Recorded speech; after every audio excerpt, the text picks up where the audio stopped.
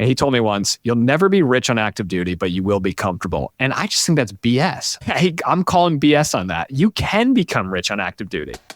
Welcome to the Military Money Manual podcast, where every episode is all about achieving financial independence in the military faster than before.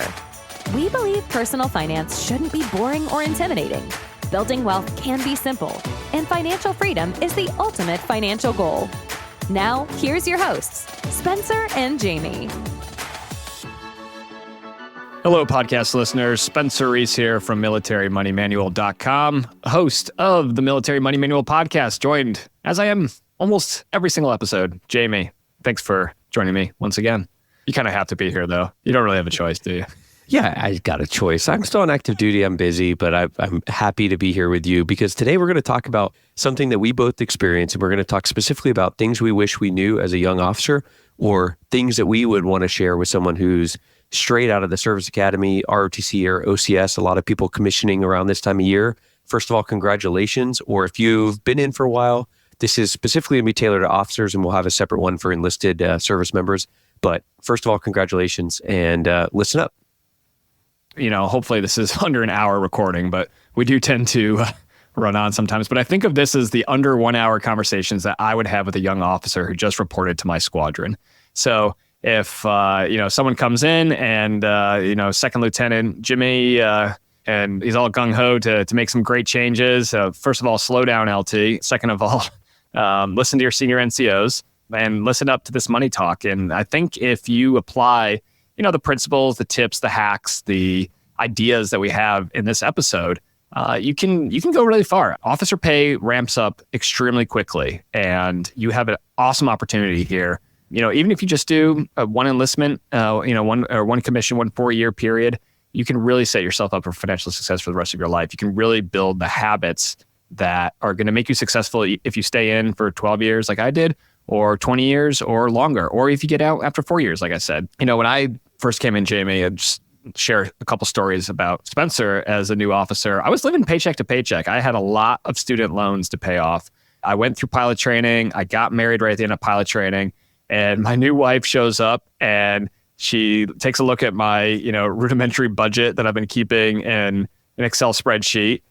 And she's like, where does the money for this come from? I'm like, oh, it comes from over here. And she's like, well, where's the money for the credit card come from? It's like, oh, it's over here. And she's like, but that's the same pot of money. Like, you don't have any money left over once you paid off the credit cards. I'm like, yeah, but just wait till next paycheck. That was always my saying. Just wait till next paycheck. It never got fixed. I was literally living paycheck to paycheck. So what did I do? I read every personal finance book that they had in the library, and I quickly realized that they all said the same thing. They all basically have the same advice. And a lot of that advice is what we're going to talk about here today. Spencer, I think a lot of people are going to associate with our stories here because I remember also being stressed about money. My paycheck after I commissioned and came on active duty did not get fixed for 6 months. It was, no exaggeration, wrong for 6 months. I was either, missing my correct start pay date, the correct BH date. I moved out of the dorms and into an apartment, and that got messed up with my BH again. I was working on debt and felt like I was kind of swimming in money for the first time because I was getting a real paycheck. I want to say it was like around $42,000 a year as a new lieutenant. This was 2009. So it was like pretty decent money for fresh out of college, and definitely the most money that I'd ever had. But I was stressed about it because my pay was messed up, and I wanted to be a grown up and be an adult. And then you're worried about training and tech school. Like Spencer said, pilot training is a 13-month or so process where you're stressed. And so here are some tips that we're going to give you that'll help you kind of understand where you need to go and hopefully automate it so you're not worried about paying your bills, making sure you hit your credit card payments on time while you're in the middle of a really intense tech school and trying to learn your job and how to be an officer in the military, because it's a big deal and you need to be focused on that. I think, Jamie, you would hope that these are the conversations and the lessons that you're learning, when you're first in process. But man, I remember those in processing briefings where they're trying to teach us about money. If it wasn't related to pilot training, I just did not care what they had to say. I remember sitting through the TSP, the Thrift Savings Plan briefing, and I was like, I don't get it. I don't have time to worry about this. I got to learn how to fly an airplane. And that's okay. When you first come in, you might be so focused on your tech school that you don't really have time to think about money, and you're just living on autopilot, and that's fine. And that's kind of how I operated until I graduated and I had a little bit of free time and I was able to sit down, read a couple books. Now I wrote the book, The Military Money Manual, and That's a consolidated guide that's going to show you exactly what to do with your military money. Go check that out. It takes less than an afternoon to read. I made it intentionally short. I have this great Amazon review. It's like, this guy's complaining about how short the book is. It's like, no, dude, I told you it was short. I intentionally made it short. But these are the conversations. These are the ideas that you would hope that like a parent or a teacher would have imparted on you. But until you start making your own money, until you're out in the real world doing the thing, it's hard to like actually understand, the messages that they were trying to send. And for me, I didn't come from a family that had a military background. So, I could talk to my dad or my mom about earning a paycheck, but it was different. They didn't know what BAH was. They didn't know about living in the dorms. It's all very foreign to some people. So hopefully this conversation removes some of like the shame and guilt around it. Like, it's okay that you don't know this stuff. And that's what we're going to talk about today. We're just going to break it down point by point. So let's start, Jamie, with the Career Starter Loan. This is a opportunity, a potential pitfall, a challenge that's presented to young officers, soon within kind of that commissioning timeline. So I think for, ROTC cadets, I think it's about 18 months before you commission. Maybe it's 2 years for Service Academy cadets. Maybe there's a little bit more time there. But it's a loan offered by USAA. They call it the Career Starter Loan. And then Navy Federal has a very similar product, and they call it a Career Kickoff Loan. Very low interest rates on these loans. So the Career Starter Loan from USAA for Service Academy cadets and midshipmen is 0.75%. That is absurd considering mortgage interest rates today are 7%. And they've held that rate steady. I mean, that was the same rate that they offered when I was coming through ROTC in 2008. Now, ROTC cadets are not offered that low interest rate. They're offered a 2.99% interest rate. And I think Navy Federal is about the same in terms of interest rates. Extremely low. I mean, these are low interest rates, even when interest rates were much lower and you could get, a 3% mortgage back in 2020, 2021. So it's an opportunity because if you've got high amounts of student loan debt, this is an opportunity where you can refinance some of it. Now, you actually can't take the money out and use it for a student loan, but they don't check. But that is one of their terms and conditions that you can't use it for student loans. But once you have the money, it's just deposit into your checking account. They don't check what you're going to use it for. So you can use it for all kinds of purposes. You could buy uniforms with it. You could buy your first car, after graduating college with it. And we'll talk about buying a car here in just a little bit. But I think it's a very low interest rate. The payment schedule is very flexible. You don't have to start repaying it until 6 months after you commission. Usually the repayment schedule is about close to $500. I think mine started at like $470, $25,000 at 2.99% interest. It was a 5-year repayment plan, but I ended up repaying it in 3 years because I was on a real debt freedom kick and I wanted to be rid of it. I was sick of making the payments, and so that's what I did. You don't have to use all the money either. You could take the full $25,000 out, buy yourself a $10,000 used car to get started, and then immediately repay the $15,000 that you didn't use. So I really think that a lot of people should use the opportunity to utilize the Career Kickoff Loan or the Career Star Loan. Any thoughts on it, Jamie? Yeah, I used it, and we've talked about it a couple times, but in episode number 9, which was 3 years ago, way back in the day when we were straight amateurs of podcasting, I think, maybe not even like good mics yet or something, we talked about it in detail. You might just want to use it as emergency fund. Like, you don't know when your pay is going to start properly, so you just kind of have that available to you. And then if you don't want it, you can always pay it off early. But it was alarming to have to pay that $475 a month for the first 5 years, but I did pay it off early as well. So take a look at it. But Spencer, even more rudimentary than that is just knowing what your expenses are going to be when you come on active duty, which can be hard because a lot of people have been maybe in the dorms, maybe they had a stipend or they had a dining plan, and we might not know exactly how much money we're going to spend each month. So what are some things we should think about for a new officer as they look at their expenses? Well, I mean, one of the most important things is like, what are your expenses? And you almost don't know until you start spending money. I think initially starting with a debit card connected to your checking account is perfectly fine. USAA, Navy Federal, Penn Fed, Ally, Marcus, American Express, all these online banks, especially the military-friendly ones like USAA, Navy Federal, they want you as a customer. They are credit unions set up, and they are designed to serve military service members. So, and that's part of the reason why they offer these Career Starter loans. But yeah, go sign up for a USAA, go sign up for a Navy Federal checking account, get a debit card, and make sure your direct deposit's going in there from the military, and then start tracking. I use Monarch Money. It costs $100 a year. There's a lot of free options out there. Jamie, I know you're a huge fan of YNAB. It's a little bit of an operating system. You got to kind of solve the Rubik's Cube, so to speak, to figure out how to use it. It does have a learning curve. I know people rave about it once they kind of figure it out. There's a lot of other good programs out there. If you have a Apple iPhone or iPad, you can use Copilot Money as another tracking app, Rocket Dollar. I mean, there's so many out there now. Just use a reputable one that has, a lot of good reviews. And it's okay sometimes if you have to pay for those things. I would try not to early in your career. Just there's so many things and so many people just clutching at your money, trying to take it away from you. If you can find a free product initially, I think that's a good way to do it. And the other way to do it is if you want to, be really nerd about it, is just export your transactions from your bank into Excel, and then you can just categorize them that way. But I think initially, Jamie, that's the real key, is tracking and starting to understand, okay, like, how do I spend my money? It might be, okay, it's $2,000 on rent, and it's $1,000 on food and groceries, and it's $1,000 on, going out with the bros every month. And that could be a huge value add when you're in your 20s. And for the first time in your life, you've actually got money to spend. And you don't have to, be scamming drinks off of people. So that's kind of like the ground truth, is figuring out like, okay, how am I actually spending my money? And using a tracking app is how I would recommend that you do that.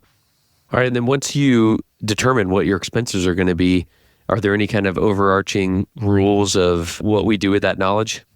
Yeah. I mean, it comes down to spend less than you earn. I mean, it sounds so rudimentary. It sounds so simple. And yet, look at how much debt Americans have. What is debt? It is spending more than you have, or it is, not spending the cash that you have right now. It's just spending the money that you're expecting to receive in the future. So spend less than you earn. I don't know, how many people would benefit from just understanding that simple concept. Keep your expenses low. Your income is going to naturally grow as you promote and your time in service increases. Initially, like, you're going to not probably live in the nicest apartment, and that's okay. I mean, live in a safe apartment if you have the opportunity to live off base, or get a roommate if you can. Yeah, get a roommate. I mean, there's lots of ways to save money. You got to spend less than you earn. And in the military, it's difficult to earn more money because you don't have opportunity usually for bonuses until later in your career, or when you actually, have a skill. You can't work extra shifts. You can't. Sometimes you can get a second job, but especially when you're like a new officer or you're in tech school, you don't really want to be doing that. You want to be focusing on learning your job and becoming the best leader that you can, because pretty soon the military, your branch is going to ask you to actually go do your job. And whether that's, flying planes or cooking food or leading, airmen, soldiers, Marines, Guardians, you need to be ready for that. You need to be prepared for that. And that means focus on your job and not getting distracted by other jobs. All right. So speaking of keeping your expenses low, one of the first things that people often get is Lieutenant Mobile. Depending on your branch, I don't know if they call it an Ensign Mobile in the Navy, but Lieutenant Mobile is a pretty common term, which is basically just saying you're going to go out and buy a ridiculously expensive car, way more than you need. So Spencer and I, we were looking at it, evaluate if you need a car. Maybe you can keep the car that you have. Maybe you don't need to buy a new car. I know I fell for the trap of like, I'm an officer now, I need to make sure I have like a nice looking car. But that's completely not true. Maybe try to look for a used car, $10,000 or less, Japanese or Korean brands like Kia, Honda, Toyota, Mazda. Do your research with Consumer Reports and information like that. You don't need to buy a truck. No one's going to think you're a better officer if you have an F-150 or a Raptor, especially. You don't need to do a lease. Avoid the lease. Double check things like the lemon lot on base, but get a reasonable car that's going to hold you over. And just like keeping your expenses low, your car is not a permanent quality of life item for you. It's a temporary thing. It's only going to be a couple years anyway, and your pay is going to go up every year, and it's going to go up pretty quickly as an officer. So just be patient and take it easy on your expenses initially, especially with a car. Yeah, I remember for some reason I was obsessed with I wanted a Volvo S60 or something. And I was like, Volvo? What? I don't know. I my mind was broken. I think my mother-in-law drove a Volvo. Probably. Yeah, it is a mother-in-law car. And I was obsessed with it. And so I kept researching it, and thank God I never bought one. And when I did buy my first car, First new car, I was like a brand new captain, fresh back from a deployment. Went and bought $21,000 Mazda 3. Love that car. Such a good car. Drove it till you got out. Drove it till I got out. Exactly. What was your car when you commissioned, Spencer? 2000 Ford Explorer. So that was, and now you all know my secret question on my my bank account, but a 2000 Ford Explorer. I called it the Exploder because one of the hoses snapped off and the water went all over like the radiator, and it was like smoking on the interstate. I had to pull over on Valentine's Day. My poor date, she was hanging out for me, so poor date. Anyways, and then my next car was a 2002 Saturn L300 that I bought for $3,000 and then sold a couple of years later for $2,200. And to be fair though, that car was sick. It had seat heaters, it had leather seats, it had a CD player. I'm sure those came in handy in Del Rio, Texas for you. Yeah, it did in Washington. It did in Washington State. Man, it was a cool car. But yeah, I mean, that was one of my first two cars when I was an officer. Never came up on my performance report, weirdly enough, that I didn't have a Toyota Tacoma. Yeah, and nothing like Toyota Tacoma is a great car. Love it. Super practical, especially if you want to get out and get outdoorsy. If financial independence, like early financial independence is a goal of yours, just drive the Japanese, Korean car, Honda, Toyota, Mazda, Kia. Just drive one of those for 3 or 4 years, become a captain, and then go buy a Toyota Tacoma. And you will set yourself up financially so well that you can probably just go pay cash for the Toyota Tacoma because you've saved for 4 years. Yeah, that's what I did. Although I still drive a Honda Accord now as a 05 and plenty of money available to change, but it's a comfortable car. I like it. It's got a heads-up display. Basically feels like I'm flying a high-performance jet aircraft, so no big deal. All right, speaking of setting yourself up for financial success, an emergency fund, very, very important. A lot of people hate on Dave Ramsey for saying a $1,000 emergency fund's not enough anymore, which whatever, just have something. If you want to start with $1,000, great. It makes sense. It's better than nothing, better than being behind, better than having credit card debt. So get a starter emergency fund. $1,000 is a fine amount. If you think you really need $2,000 or $2,500, that's fine. And then once you get established, you can get it up to what people refer to as swan level or sleep well at night. So it might be 3 months of expenses, it might be 6 months of expenses. For most new officers, your job is relatively stable.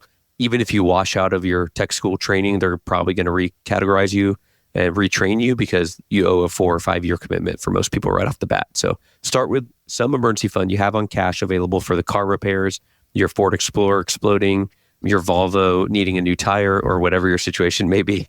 The Saturn, my wife drove it too quickly over a speed bump, cracked the oil pan, and that was like $500. But we had an emergency fund. Wow, way to call her out in front of the whole world, man. Yeah, I know. She knows. I tell this story on the podcast, but good thing she doesn't listen to it anyway. I was gonna say, good thing she doesn't listen to it anymore. It's funny though about an emergency fund though, Jamie, because while I had an emergency fund for, I've had one for 14 years now since I commissioned. I think that was the only time I ever used it. One time. The rest of like unexpected expenses cropped up, but I had enough cash in my checking account, or we just put it on the credit card and then paid it off on, the next statement. But I never actually had to tap my emergency fund, I think, other than that one instance. It's really funny how when you are behind or stressed about your money, living paycheck to paycheck, everything is emergency. And when you have money saved up, almost nothing is emergency. So it just takes away a lot of that stress in your life. All right. And Spencer, what do we do with you talked about debit cards, direct deposit coming in the military. Some banks advertise you might get paid 2 days early, things like that. What kind of bank account should we be looking at? Yeah. So I think just setting up the right bank account system, for a young officer, it's super simple. So you just want like a checking account that, your direct deposit, your paycheck goes into on the 1st and 15th of every month, and then just have some automatic transfers out of that checking account. USAA, Navy Federal, Ally, all great options there. There's tons of excellent bank accounts available to military service members, but don't go to Bank of America. Don't go to Wells Fargo. Don't go to, I think Chase does actually offer a free account for military, but don't ever pay a maintenance fee or an account service fee for a checking account. There are so many free options out there. Banks should be paying you for the privilege of holding your money. You should not be paying a bank for a checking account. You should not be paying for ATM fees. You should not be paying minimum balance fee. You should never have to pay to get your money out of an ATM. And in fact, Navy Federal and USAA even have ATM reimbursements. So if you go and use a ATM that's like quote unquote out of network and they get charged, $3 fee because you're on 6th Street in Austin and you're drinking with your buddies, probably like a $7 fee nowadays. That's okay. Like Navy Federal, USA, they're going to reimburse you for that. So just hit accept and get your money out and go have fun at the bar. Although USA is only $10 a month now, which is frustrating because they make it worse. On the fee piece, you may have been small town USA Federal Credit Union loyal customer for the last 18 years or 5 years of your life since you started working. Like you got to ditch the bank. You need a bank that has like online deposit, mobile, like global kind of service that you need. And a bank like USA, Penn Fed, Navy Federal, those are going to be a lot more friendly for you as you move around than little town USA Federal Credit Union, as much as you do love the fact that your high school teacher's wife works there or whatever. It's time to grow up a little bit and get a real bank. And then, so once you have this checking account, just connect it to a high yield savings account provider. So at the moment, American Express or Amex, Marcus, Vanguard Cash Plus, Capital One, Schwab, they all have high yield savings account or money market funds that you can. So the savings account are FDIC insured. The money markets are basically government backed anyways, that it doesn't matter.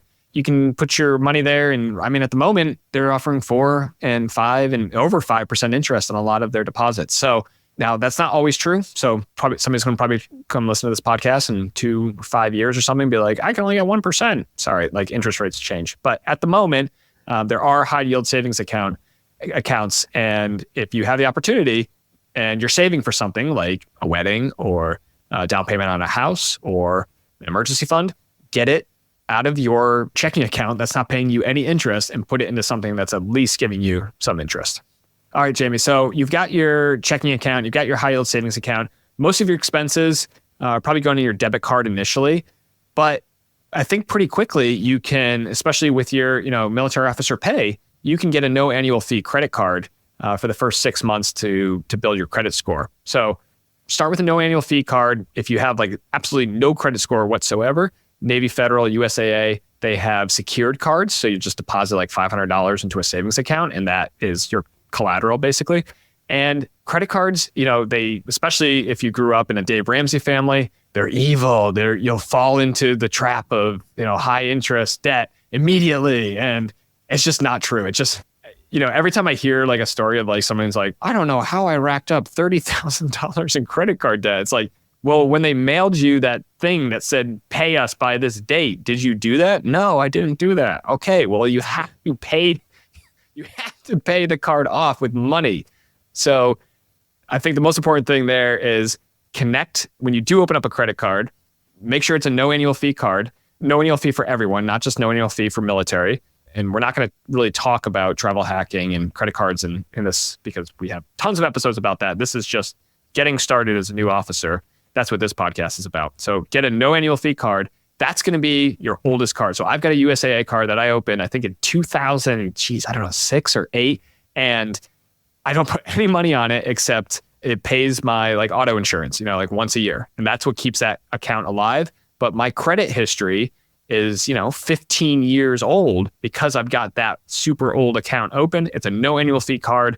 And I'll just keep that card open for the rest of my life and just keep aging my credit history. So make sure you get a no annual fee card and then make sure you connect it on auto pay to your checking account. So I still want you to manually pay it off every month when you get the statement and check the statement, make sure it's all legitimate charges on there. And if there are charges you don't recognize, make sure you dispute them. But I'll have the backup of the auto pay. And in every system that I've seen recently, if you have a zero balance, the auto pay just doesn't do anything. So the auto pay is just there as backup. So connect it to auto pay to your checking account. And then if, 1 month you're on a boat and you're underwater for 30 days on a nuke sub and you forget to pay it, well, it's okay. The auto pay will kick in and pay it off. That's my credit card advice there, Jamie, is no annual fee. Make sure you set up auto pay. And if you can't get like a regular credit card, get a secured card. Again, these military-friendly banks like USAA and Navy Federal offer those secured cards. Anything else to say about credit cards? No, I think you hit it all there. And then in a couple of years, you can come back and listen to all the rest of our episodes and learn more about more advanced strategies with credit cards, but that's for future you. Just a quick note from one of our sponsors, and then we'll be right back to the show. Hey, Spencer, I got a cousin that just graduated from high school and they're about to start basic training in a few months. Any ideas on a gift I should get him? Yep, sure do, Jamie. The Military Money Manual, A Practical Guide to Financial Freedom, is a concise, easy to read, and practical guide to your military money. It's the book that I wish someone had handed me on my first day in the military. In the book, I explain the exact money tactics and investing strategies that can enable you to achieve financial independence while serving in the U.S. military. It's available on Amazon, Audible, and my website. It's hardcover, paperback, ebook, Kindle, and audiobook. You can get a special discount using promo code podcast on my website, shop.militarymoneymanual.com. All right, Spencer, TSP. We love to talk about the thrift savings plan, and this is such a powerful tool for our military service members. The good news is that you don't really have to do anything right away when you commission, because they're going to set it up for you at an automatic 5% to the life cycle fund that is applicable, which right now at the time of recording is L2065. So the first thing you want to do is just start by confirming that the 5% is coming out. And if you like the L2065, then that's as far as you need to go. They're going to increase your contribution again after 24 months of service. They're going to start initially after 60 days with a 1% contribution, and then it will go up another 4% to that 5% match that you hear people talk about. Yeah, and I think it's just as an initial strategy while you're still, in tech school and stuff. Every year that you're in service, just increase your contribution by 1%. And then, so by the time you're a captain, you're going to be putting, 9 or 10% in there, or an O3 equivalent in the branches that don't understand what a captain is. Oops, sorry, Navy. And then, you've got 9% going in there. Well, now that you're a captain, you're probably making 6 figures. And it might be the time in your life where you're like, wow, I'm making a lot of money and I want to start maxing out my TSP. Great. Like, you can start doing that. I would say not a goal for every lieutenant. Like, I want my lieutenants to be throwing in, maybe 5, 10, 15% of their TSP, but it's like, you got other priorities. You got to get through school. You're young, like, go travel a bit, save some cash up. But the TSP is really the opportunity to become rich while you're on active duty. And I don't think we talk about that enough. I once had an ROTC commander, Jamie, and he told me once, you'll never be rich on active duty, but you will be comfortable. And I just think that's BS. I'm calling BS on that. You can become rich on active duty. And if you're not, it's because you didn't prioritize it, or you let other people prioritize other things for you. And that's fine. That can happen. But don't tell me that people can't become rich on active duty. I talk to active duty millionaires pretty often. And I would say that there are certainly by a 20-year officer, who's at a 05, 06 level or approaching an 06 level, just with not crazy savings rate, you can become a millionaire. Most military officer retirees should be millionaires by the time they retire and have the pension on top of it. So we actually have a course, Jamie, militarymoneymanual.com/TSP. You can go check it out. And as an officer, every time you buy a course, you're buying a course for a young enlisted. So a E4 or below gets a free course. But that's militarymoneymanual.com/TSP. It's a confident TSP investing course. And I think we have a promo code. Is that right, Jamie, for the podcast? Is this a podcast? Podcast 24. Podcast 24. Okay, it'll be in the show notes too. Okay, so that's the TSP. Start with 5%. Make sure you know 2065. We have a whole episode, actually our most popular episode, number 2. It's all about the TSP. So if you want a deep dive, go listen to that one. High level though, throw money in there. It's a retirement account. It's awesome. And we love it. Okay, next up is your Roth IRA. So this is similar to your TSP, but not really. And it's confusing for some people. And the only way it's similar is because it's a retirement account. It's for future you when you're 60 or so. The Roth IRA is an individual retirement account or arrangement, and you're going to open that up at a bank like Fidelity, Schwab, or Vanguard, any of them like that. You're going to pick one of them. It doesn't really matter.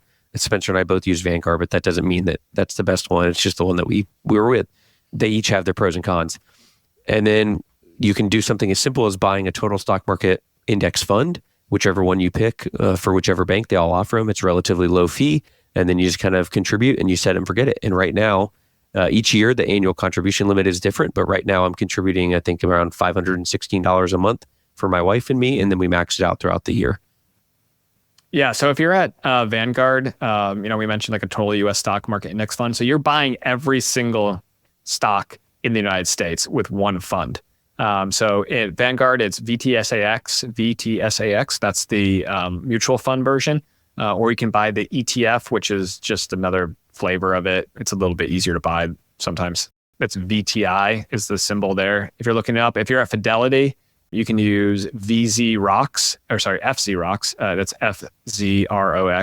That's at Fidelity. That's their total US stock market fund. And then if you're at Schwab, they have the ETF SCHB, Sierra Charlie Hotel Bravo. And then their mutual fund total US stock market is SWTSX. And again, we'll put that all in the show notes for those. You don't have to write them down. But yeah, just pick one of the three big brokerages, Schwab, Fidelity, Vanguard, open up a Roth IRA. It's super simple. You can fund it with as little as $100, $1,000, and you're going to start saving for retirement. We have a couple episodes about Roth IRAs. So if you're interested in deep diving in that, go listen to those. But we don't have time to cover it in detail. Like Jamie said, it's a savings vehicle for retirement. And if you're like, dude, I'm 20 years old, I'm not thinking about retirement, just do it. Trust us, and go listen to the other episodes why we say do it. Okay. Insurance, Jamie. Oh, you got something else? Yeah, I was just going to say, it's okay if you don't start with $500 a month. It could just be $50 or $100 a month. Just get an account open and start some automatic contributions there.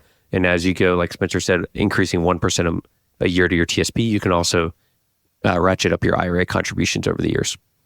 Yeah, that's great. Yeah. I think our friend Jeremy Schneider, he likes to say, like, just start with $100. Like, you're going to spend $100 on dinner tomorrow night. Just start with $100 in there and just play with it. And if you completely screw it up, what did you lose? $100. So it's okay. Like, and I think that's what really helps people like kind of get over that fear of the unknown is just start with a really small amount. Like, you don't have to start with thousands like we're talking about. You can start with as little as $100 in most of these funds.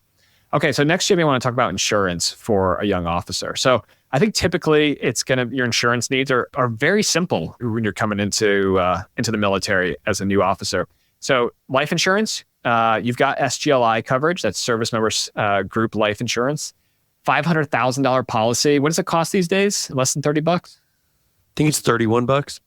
Yeah, just keep that maxed out. Make sure your beneficiary is set correctly. So if you don't have a spouse or kids, just pick your favorite friend or relative. I think mine was my parents, my mom or my dad for a couple of years. And then I got married and I switched it to my wife.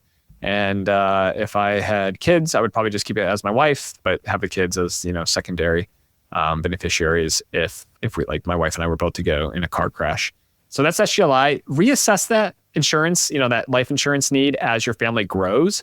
But I see guys out there and they're like, oh, I need to buy, like $1 million or $2 million of life insurance. Like, oh, do you have a wife? They're like, no. I'm like, you have kids? They're like, no. Like, so who's relying on your income? They're like, oh, just me. I'm like, then you don't, why just invest the money? Like the amount of money that you would be paying for a $2 million life insurance policy, just invest that in your Roth IRA and it's going to grow way faster. And oh, by the way, like remember, life insurance doesn't pay unless you die.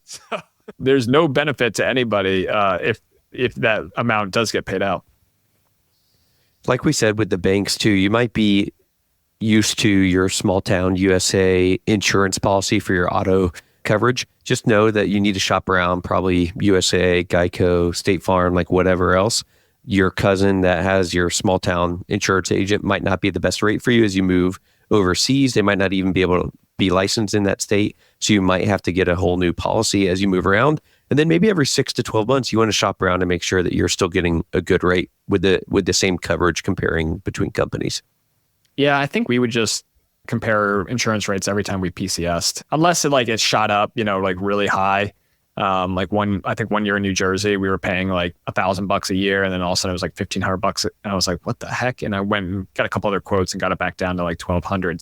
Definitely shop around. Like some of the old timers, are always like, USAA is always the best. And that's not always necessarily true. It depends a lot on your personal situation. So I've been with USAA for decades. I love them as my, insurance of choice. I've got renter's insurance and auto insurance and umbrella insurance and all kinds of insurance with them, but they're not always the best option. So I still shop around, and if I find a better option, and they would have to beat them by, a significant amount, because I do have that established relationship and I know they're going to pay if I do have a claim. But yeah, just make sure you shop around for your auto insurance. Same with your renter's insurance. And renter's insurance is usually like super cheap. I mean, you can usually get $50,000 to $100,000 worth of coverage for just a couple bucks a month. So especially if you bundle it, like all those annoying commercials, if you bundle it with your auto insurance, you can save even more. A common mistake that I see a lot is your vehicle can be registered wherever the heck you want because you're in the military. So it can be registered back in Texas and you're living in Hawaii and you got Texas plates and you're driving around Hawaii, and that's great. Your insurance is where the vehicle is parked. And let me say that again. Your insurance has got to be where the vehicle is parked at night or during the day, but it's where the vehicle is most of the time. Don't try to scam the system by saying, I'm registered in Texas and I'm just going to say that the vehicle is parked at my parents' house in Texas. No, you cannot do that. You have to insure the vehicle where it spends most of its time. So don't try to get cute with it, because if you do get in an accident, they're going to be like, oh, that's weird. What's your vehicle doing in Hawaii when it's registered or when it's insured in Texas? Again, it can be registered in Texas. That's fine. But your insurance has to be in the place that the vehicle is parked most of the time at night. Doesn't have to be at night, but that's usually where vehicles are parked. So that's a little auto insurance rant. Let's move on, I think, to conscious spending plan. Yeah, so the best way to do this is probably just think about a percentage of your income that you want to work towards long-term savings and maybe financial independence if you're interested in that. And if you don't know what financial independence is, you can go back and listen to other episodes. But basically, it's just where you have enough money invested where you don't have to work or don't have to work full time if you don't want to work full time. So it gives you options. FU money is what some people call it, but basically you're just not worried about having to bring in W-2 income and a paycheck because you have enough money invested to live off that. There's a lot of math behind that we won't get into in this episode. But if you say, hey, I want to save 10% of my paycheck and put it towards long-term savings, then in very, very simple terms is a 10% savings rate. It may not be exactly that, but say you have set a 10% savings rate and then you have that going, you can spend the rest basically guilt-free. If you are, say, a single new officer and you have kind of extra money to live and you're enjoying life and you still have left over and you want to try for 20 or 25% savings rate, every dollar that you invest when you're young, say 22, 24, is going to pay huge dividends when you're older. So if you can be pretty aggressive with your savings rate sometime as a new officer, especially for a traditional officer coming straight out of college or something like that with no family yet. If you're coming through OTS or OCS, you might already have several dependents and it might be a little different for you, but set a savings rate and then spend the rest. And you don't have to worry about whether you're spending it on bananas or you're spending it on soda or you're spending it on Old Navy t-shirts. You set your savings rate first and you can spend the rest. I know exactly the last three things that you bought now. I actually haven't been in Old Navy in a very long time. We do have bananas, but I didn't buy them. So common expenses. This kind of fits under the idea of like an automatic conscious spending plan. I mean, you might hear it referred to as like the anti-budget, and that's what Jamie just described, where you just set a savings rate and then you spend the rest of your money. Some people want to know like, well, how much should I be spending on this or how much should I be spending on that? It all kind of depends. I never really understood that concept of like, oh, you should spend 50% of your income on essentials. It's like, where did you get that percentage from? Like, what if I like to shop at Whole Foods and so my groceries are like way more expensive? Again, like if as long as you're spending less than you earn, it's kind of a moot point what you're spending on. As long as your spending is aligned with your values, I think that's the biggest thing. If it's not, then this is a great opportunity to adjust it. So some common expenses that you'll see young officers dealing with: cell phones, in wireless plans, internet, buying a new computer, entertainment, bars, going out on the weekend. All the other things we kind of talked about, like the insurance and stuff, that's the stuff that you kind of has to come out of your paycheck. But some of these things are very negotiable, and there's a wide range and a great opportunity to save a lot of money. I mean, I think Mint Mobile is like $15 a month or something. Plus you pay a little bit more for data. On the cell phone front, all the major providers provide really big military discounts. So look into that. Same thing with internet. Usually they'll have some kind of like promotional rate where you sign up for fiber and it's like $60 a month, and then it goes up, to 90 after 12 months. Just call them and say, hey, can I get that promotional rate again?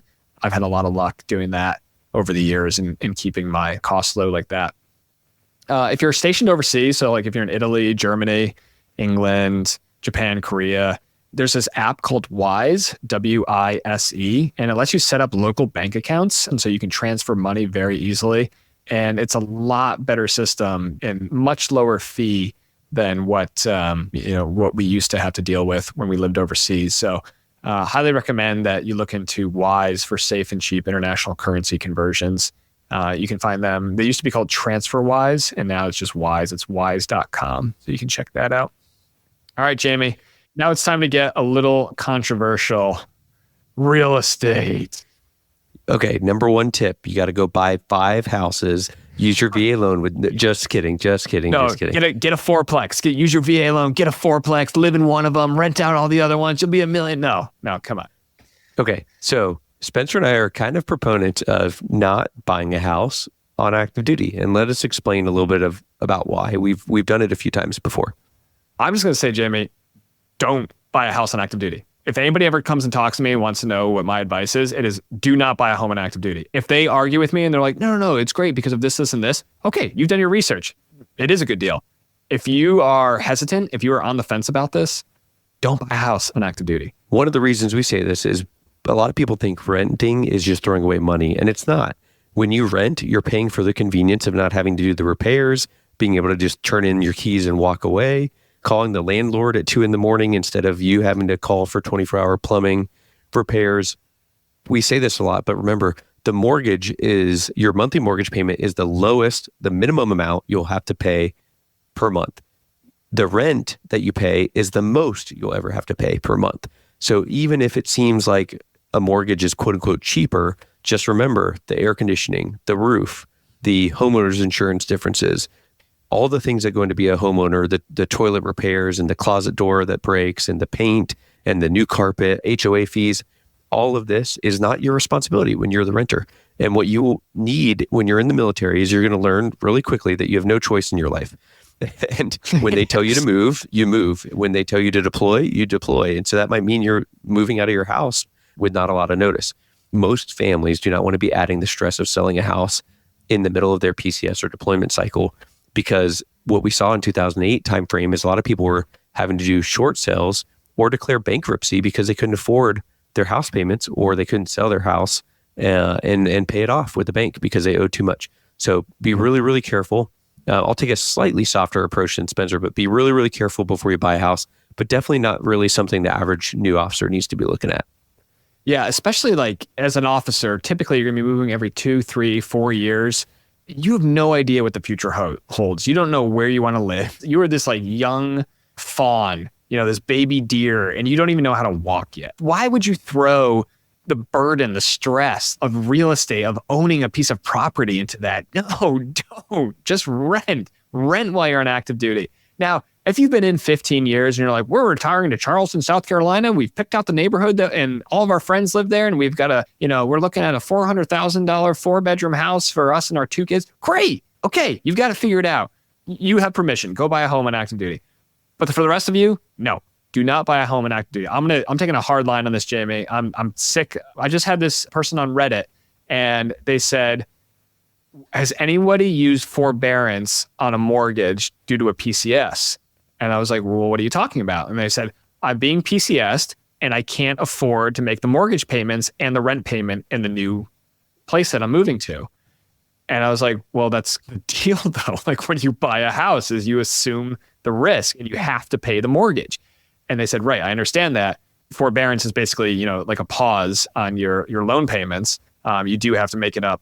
And it was used a lot during COVID where, people weren't being evicted and they didn't have to make payments on their mortgages. A lot of that's gone away. And usually forbearance is only for like extremely extenuating circumstances like a death or disability or something.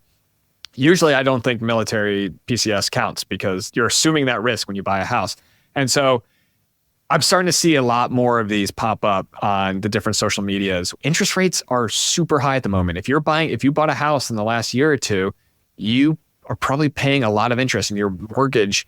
Depending on how much house you bought and how much down payment you put, your mortgage could be extremely high. And if you're being PCS'd to a place that has a lower BAH, you're taking a pay cut. And so I talked to this person on Reddit and I said, look, I don't know if forbearance is going to be an option, but like, why can't you just sell your house? Like, what's going on? And they're like, oh, I don't have time. Like, I'm PCSing in 2 months. I'm like, dude, you can sell a house in 2 months. And somebody else introduced the concept of a short sale. And they were like, oh, I'll look into this. And then, a lot of people are like, well, why don't you just rent it? And they're like, no, renting's not an option. I don't want to be a long distance landlord. So right there, it's like, okay, And I asked them, one of my final questions was, would you buy a house again on active duty? And they said, absolutely not. This has been the worst experience that I've ever been through. And it's like, all of that could have been avoided. All of that stress. Even worse, they said that when they bought the house, they had significant savings. And now they're PCSing 2 or 3 years later, and all of their savings has been depleted. Wow, that's terrible. That is, it just breaks my heart to read those stories. And so that's kind of why, Jamie, I'm taking this hardline approach, especially to young officers. Don't buy a house on active duty.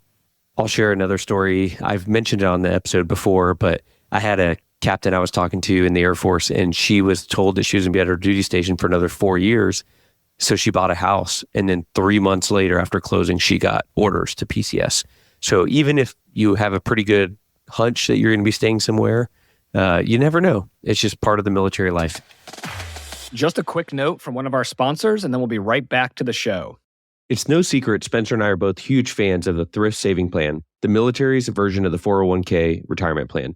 We've both been investing in the TSP for over 14 years and are thrilled to announce we've consolidated all the information you need to know into a new course called the Confident TSP Investing Course. That's right. The course is a comprehensive guide to navigating the TSP, breaking it down to easy, bite-sized chunks that lay out the basics of the thrift savings plan, the funds available, and the investing strategies so you can build wealth while you serve. We both know what it's like to be a beginner and to be overwhelmed with all the information that's out there about investing in the TSP. Head over to militarymoneymanual.com/TSP, Tango Sierra Papa, to find our simple breakdown of all you need to know. You get lifetime access, and we'll have a growing library of content. And one of my favorite parts about the course is that for every course we sell, we're going to be donating one to an E4 or below. Yeah, I love that feature of the course, Jamie. So if you're an officer, an NCO, a senior NCO out there, and you purchase a course, first of all, thank you. And also know that you're helping a fellow service member, a sailor, a soldier, a Marine, an airman, a guardian, a Coast Guardsman, E4 or below, take one step closer to their financial success. The link's in the show notes, or head over to militarymoneymanual.com/TSP, where you can sign up for the Confident TSP Investing course. Now, back to the show. All right, another part of the military life, Spencer, is orders and checklist. You have on your website, what you have is a personal finance flow chart, kind of like a financial order of operations, if you will. Can you give us a quick rundown of some of the order and where they can find that flow chart if they want to see it? Yep. If you just Google personal finance flow chart for active duty military, you can find it, Jamie. It's basically everything we've talked about on this show. So you start with building a conscious spending plan. You open a checking and savings account, a high-yield savings account mixed with an online checking account. You save $1,000 emergency fund, and then eventually build that up to your SWAN number, your sleep well at night. 5% into your TSP, make sure the L2065. Start paying down your debt. That's one thing that we haven't talked about this episode, but we do have some other episodes where we talk about the avalanche method or the snowball method of paying down debt. Both of them work. It's just whatever works for you. And then start, maxing out your retirement accounts. So yeah, it's everything that we've talked about kind of on this show. And it's just kind of like, it's a flow chart. It's like, if you've already done the first 3 steps, go to step 4. If you've already done all those steps, go to step 5 and just keep working your way through it. I want to just address a couple other things, Jamie, before we wrap up. Cybersecurity, enable 2-factor authentication on all your stuff. It's going to be a pain in the ass because you're probably going to have 2-factor authentication on all your military stuff as well. But if you have the option, and don't do text, if you have the option, do app-based 2-factor authentication. Google Authenticator, I'm sure Apple has one. Microsoft has an authenticator as well. And what that basically does is it generates, a little 6-digit code. And when you go to log in with your password, you got to insert the 6-digit code too. So it's a password. It's something that only you should know. And then it's something that you have on you physically. So when you do, that's the 2 factors. And that just makes everything a lot more secure. If you don't do the text message operation, then you remove that as a potential avenue of attack for scammers and thieves to break into your stuff.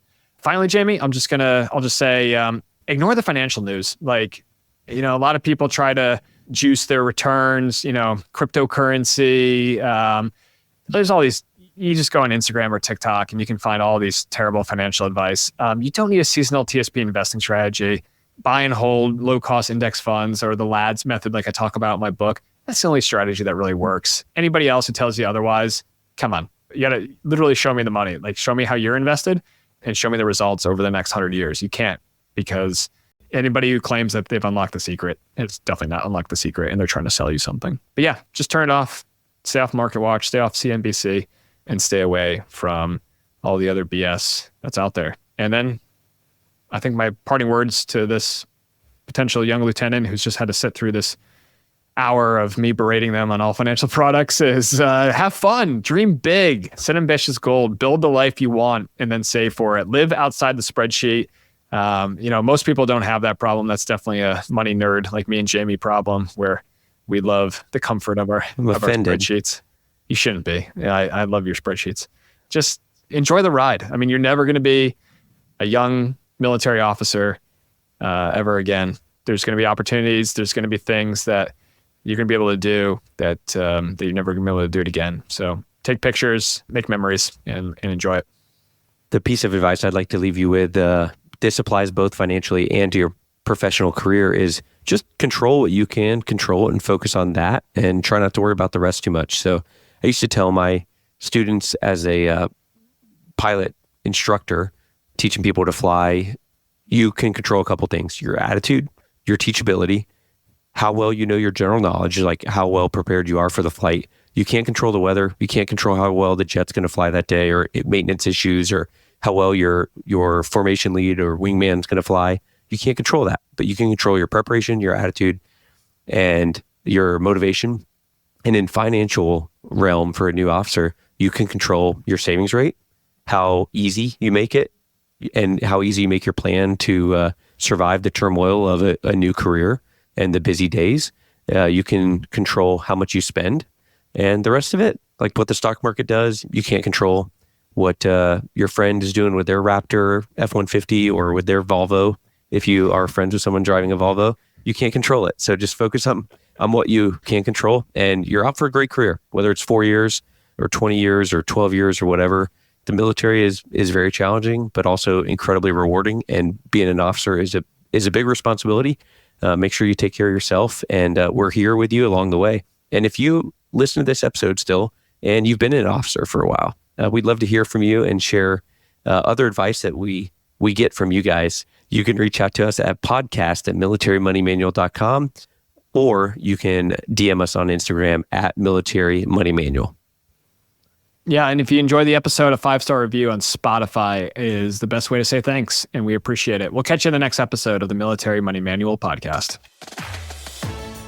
Thanks so much for tuning in to this episode of the Military Money Manual podcast. If you're enjoying the show, please feel free to rate, subscribe, and leave a review wherever you listen to your podcasts. This helps others find the show, and we really appreciate it. Thanks again for tuning in, and we'll catch you in the next episode.